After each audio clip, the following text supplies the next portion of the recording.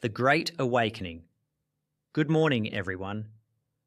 I want you to think about the very first thing you did when you woke up today. You probably grabbed your phone, scrolled through some news, checked a social feed, or read a few articles. It is a morning ritual shared by billions. But here's a question that might haunt you the next time you look at a screen. Are you absolutely sure a human actually wrote those words? Believe it or not, we have reached a massive tipping point. Mark it on your calendars. November 2024. That was the moment everything changed. For the first time in human history, AI-generated content officially surpassed human-written articles on the internet. Let that sink in. In the year 2020, AI accounted for merely 2% of online content. It was a novelty, a toy. But by May 2025, it skyrocketed to over 51%. AI is no longer just a helper tool. It has become the primary engine driving the digital world. Today, we are going to dive deep into how this wave is crashing over our daily lives, reshaping our youth, and aggressively redrawing the global economy. Let's look at this through the eyes of an observer, a historian, and a business strategist. Background history. How did we get here? To understand the gravity of our present, we must look at the history of our digital footprint. For the first 2 decades of the internet, humans were the sole creators. We typed every blog post, coded every website, and edited every video. Web 1.0 was read only. Web 2.0 became interactive. The era of social media, where user-generated content was king.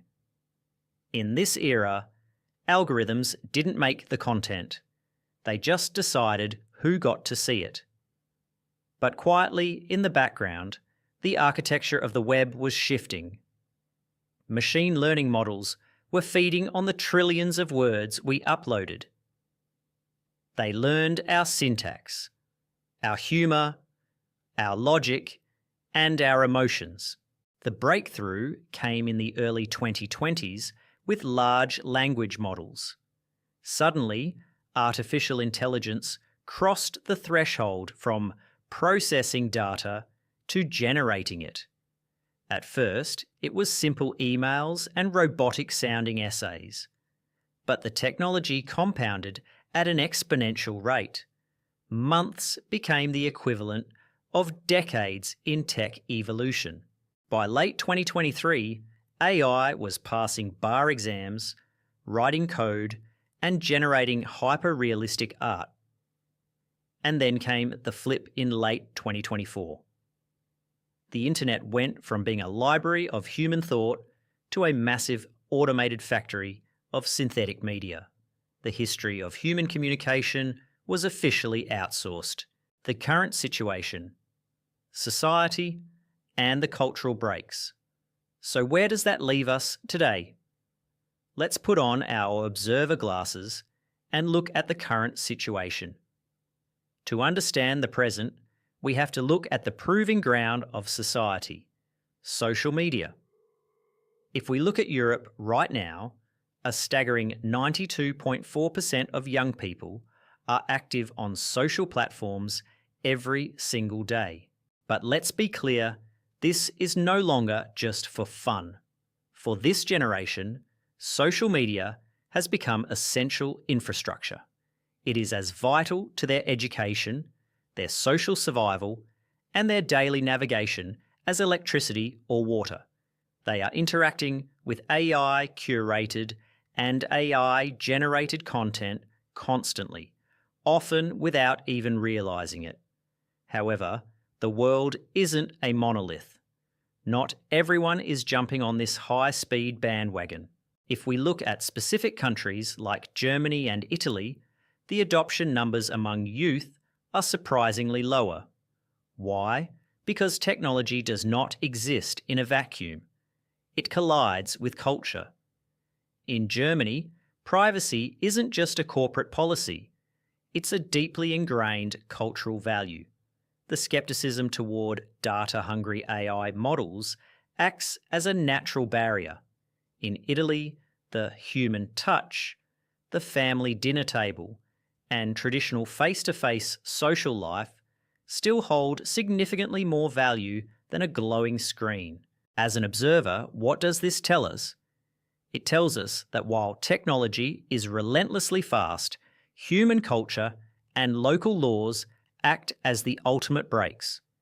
But even with these brakes applied, the global demand for content, answers, and entertainment is so massive that AI is the only thing fast enough to fill the gap. The current situation, the economic battlefield. Now, let's switch gears. Let's look at the money. Let's look at the strategy. If you're a business owner today, AI is no longer a luxury. It is a survival kit. Look at the United States in 2026. We are witnessing a massive paradigm shift.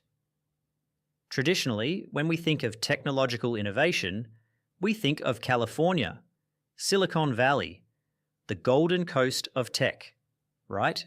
Well, not anymore. In a shocking turn of events, California has dropped to 13th place in AI business adoption. So, who is leading the charge? The New West. States like Colorado and Arizona are now the undisputed champions, with nearly 23% of their businesses fully integrating AI into their daily operations. We are watching a total geographic relocation of the tech hub of the world. Businesses are moving where AI integration is agile and cost-effective. But here is the part that should keep every entrepreneur awake at night. The size gap.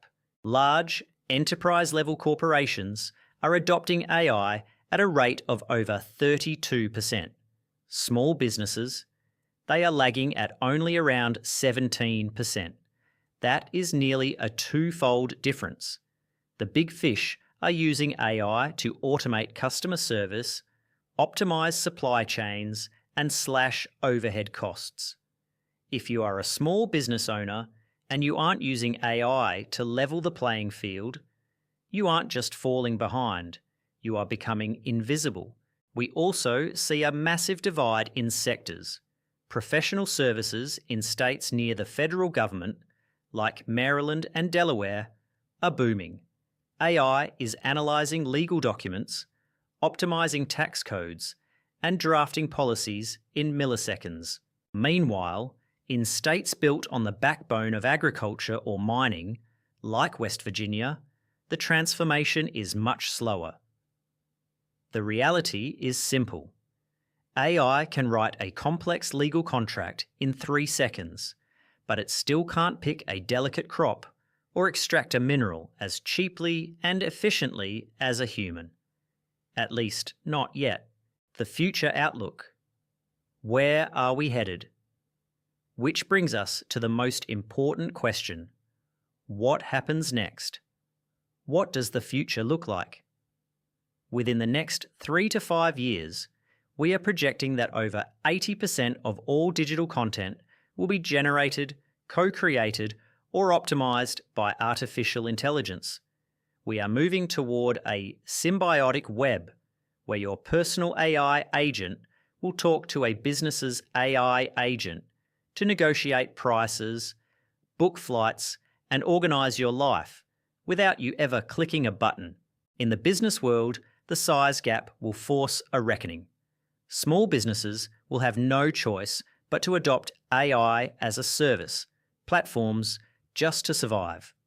We will see the rise of the one-person unicorn, single entrepreneurs who use a suite of AI tools to run marketing, finance, and product development, competing with companies that have hundreds of employees. And for those physical industries, the agriculture and mining sectors lagging behind today, the next frontier is physical AI, the fusion of language models with advanced robotics. Soon, AI won't just be trapped behind a screen writing contracts.